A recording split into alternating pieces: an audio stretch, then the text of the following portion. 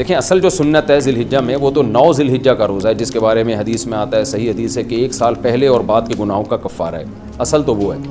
باقی حدیث میں آتا ہے کہ ذی الحجہ کے جو یہ شروع کے دن ہیں ان میں ما من ایام العمل الصالح فیها احب الی اللہ من هذه الايام او کما قال صلی اللہ علیہ وسلم، کہ جتنے بھی ایام ہیں نا سال میں، ان میں ان 10 دنوں کی عبادت اللہ کو بہت زیادہ محبوب ہے۔ تو عبادت میں نفلی عبادت بھی ہے، قرآن کی تلاوت بھی ہے، تسبیحات بھی ہے، روزہ بھی ہے۔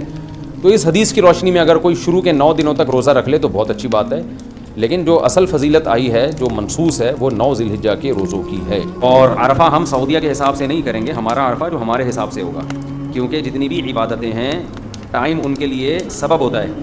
جیسے ظہر ہم پر کیوں لازم ہوتی ہے؟ اس لیے کہ ظہر کا وقت داخل ہوتا ہے، تو جس کنٹری میں وقت داخل ہوگا اسی کنٹری میں ظہر ہوگی نا۔ یہ تو نہیں کہ سعودیہ میں ظہر کا وقت داخل ہو گیا تو ہم یہیں ظہر پڑھنا شروع کر دیں۔ تو عید الفطر جو یوم نحر ہے، قربانی کا دن، تو قربانی کا جو دن ہے جس کو یوم نحر کہا جاتا ہے وہ 10 ذی الحجہ ہے، تو 10 تاریخ ہوگی نا، تو اسی عرفہ کا دن 9 تاریخ کا دن کہلاتا ہے۔ جو ہماری 9 ہوگی تو ہم اس میں روزہ رکھیں گے، سعودیہ کے حساب سے نہیں چلیں گے ہم اس میں، سمجھتے ہو؟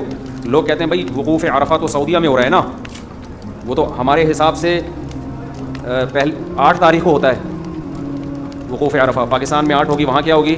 9 تاریخ ہوگی۔ تو ایسے تو یوم نحر بھی جو قربانی کا دن ہے سعودی عرب میں، جب یہاں 9 ہوگی تو وہاں 10 ہوگی۔ ابراہیم علیہ السلام نے تو وہاں کی 10 کے حساب سے قربانی کی تھی نا بھائی، ابراہیم علیہ السلام نے جب وہاں کی 10 کے حساب سے قربانی کی تھی تو اس کا مطلب 10 تاریخ متعین ہو گئی۔ اب جس ملک میں 10 تاریخ ہوگی اس تاریخ میں قربانی کا دن ہوگا، تو جس ملک میں عرفہ والی تاریخ آئے گی اس ملک میں عرفہ کا روزہ ہوگا۔